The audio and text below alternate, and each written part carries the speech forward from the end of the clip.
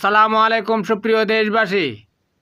চীনের দূতাবাস কর্মকর্তা সং ইয়াং বাংলাদেশের কাছে ২,৬৬৮ কোটি টাকা বিদ্যুতের বকেয়া পরিশোধ করার জন্য কালকের মধ্যে সময় বেঁধে দিয়েছে।